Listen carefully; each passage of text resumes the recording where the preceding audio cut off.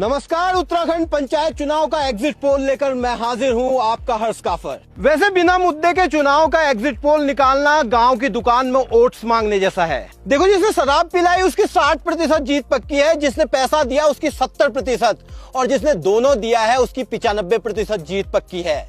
और जिसने स्वास्थ्य, शिक्षा और विकास जैसे मुद्दे उठाए उसकी फिर भी देखने के लिए चलते हैं मुकेश के पास।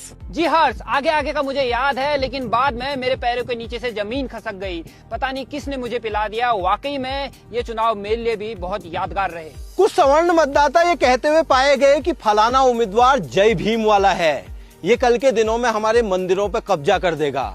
हालांकि उनके मतदान से समीकरण में कोई फर्क नहीं पड़ता। जो बिरादर एक दूसरे का मुंह नहीं देखना चाहते थे, अचानक रातों रात उनमें झिमोड़ एकता देखी गई। उन्होंने किसी को जिताने के बजाय किसी को हराने के लिए मतदान किया। तमाम करारों के बाद भी जो राग देवता नहीं खोल पा रहे थे, उम्मीदवारों ने एक दूसरे के 3-3 पीढ़ियों के राज खोल डाले। चुनाव लड़ा सरुली देवी ने, बधाइयां मिली गणेश को और जश्न मना रहा है सुरेश। इसी के साथ पंचायत चुनाव का झल्ला खत्म हुआ।